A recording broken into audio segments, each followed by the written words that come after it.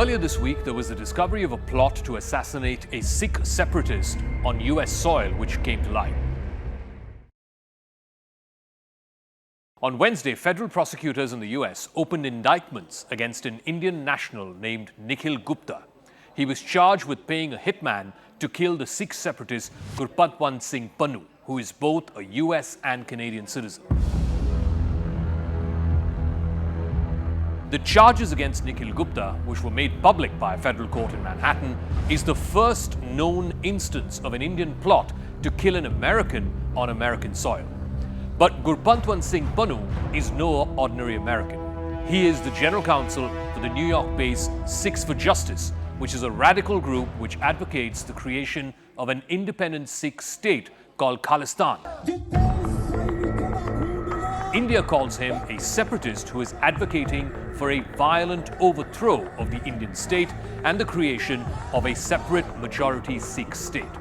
He's wanted for over a dozen heinous cases here in India, including charges as grave as murder and waging war against the state.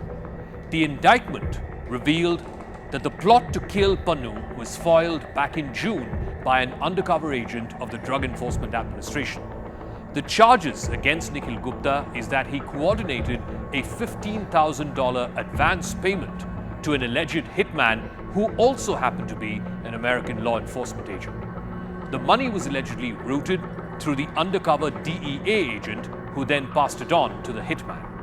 The charges also reveal that Gupta was acting at the behest of an Indian intelligence officer who's simply been identified as CC1. The charges reveal purported phone conversations between Gupta and the undercover agent, which suggests that the price for the Pannun hit job was $100,000 USD. In its first comment since the story broke, an Indian Foreign Ministry spokesman, Arindam Bakshi, has said that India takes seriously the information provided by the United States, and earlier this month, India decided to set up a high-level inquiry committee to investigate this matter. He also said that whatever these revelations are, it goes against stated Indian government policy, and that the government of India too is committed to getting to the bottom of this episode. As regards the case against an individual that has been filed in a US court, allegedly linking him to an Indian official, this is a matter of concern. We have said, and let me reiterate, that this is also contrary to government policy. The nexus between organized crime, trafficking, gun running, and extremists at an international level is a serious issue for law enforcement agencies and organizations to consider. And it is precisely for that reason that a high-level inquiry committee has been constituted, and we will obviously be guided by its results. The Biden administration learned of the foil plot in late July, and the matter was raised with senior Indian government officials at various levels. In early August, National Security Advisor Jake Sullivan brought his concerns to his Indian counterpart Ajit Doval. Similarly, both the CIA Director William Burns and the Director of National Intelligence Avril Haines brought this up with their respective Indian counterparts both in August and in September. American media reports also suggest that President Biden himself raised this in a meeting with Prime Minister Narendra Modi at the Group of 20 summit in September, which India had hosted. The reports also seem to suggest that the foiled plot got discovered at around the same time that Modi was being feted at the White House with all the pomp and ceremony of a state visit back in June. Although there is little evidence of widespread pro-separatist sentiment in Punjab, the Indian state is home to a majority of the world's Sikhs. Modi's government has frequently alleged that Sikh extremists, oftentimes supported by Pakistan, have fomented unrest in Punjab, and they've carried out terror attacks inside India. These terrorists, the Indian government alleges, have been harbored by Canada and by the United States, despite repeated attempts by India to bring them to justice. The United States is not the first Western country to make these allegations. Back in September, Canadian Prime Minister Justin Trudeau made a public and dramatic statement in Parliament that his government had credible allegations that Indian agents had killed another Canadian separatist, a Canadian national, on Canadian soil.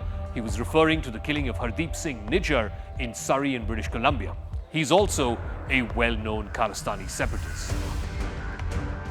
In response, both India and Canada expelled their diplomats. India even suspended visas for Canadian nationals, something which it only fully restored just a few days ago. Many describe it as the worst phase in Indo-Canada ties in the last 40 years. The last such period of turbulence was back in 1985 when a known Khalistani separatist based in Canada was accused of blowing up an Air India plane in which more than 300 Canadians and Indians died. India views the harboring of these alleged terrorists as against international norms and against the rule of law. Indian officials ask if the same courtesies would be extended to an Osama bin Laden or an Ayman al-Zawahiri. Having said that, India has also been cautious in reacting to the latest American allegations as opposed to the Canadian one. First, America is not Canada. India has to take seriously the allegations made by a strategic partner, which also happens to be the world's most powerful country. At the same time, America is also not keen to rub India the wrong way for its own long-term strategic interests. America realizes that India is the only country in the Indo-Pacific which can be a counterweight to China and has been courting New Delhi since the late 1990s. America would not want to throw away such a relationship which has been cultivated over the last 20 years at the altar of some radical Sikh element. But some analysts also say that Washington would be foolhardy not to realize that what brings India and America together is shared common interests, not necessarily shared common values. They both have a vested interest in not just countering China, but in ensuring that the established rules-based order is followed in Asia more than anywhere else.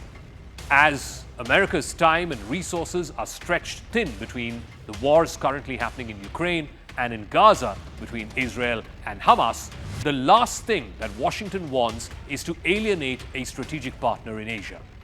Similarly, for the Modi government, which has been battling China over a 3,000-kilometer disputed border, they realize that without America's support, both militarily and technologically, it would be nigh impossible to take on China at the current levels of capability. In global geopolitics, seldom do countries sacrifice shared interests at the altar of shared values. Those make for pithy sound bites and newspaper headlines, but it's not necessarily suited for the real politic that is required to tackle real-world threats.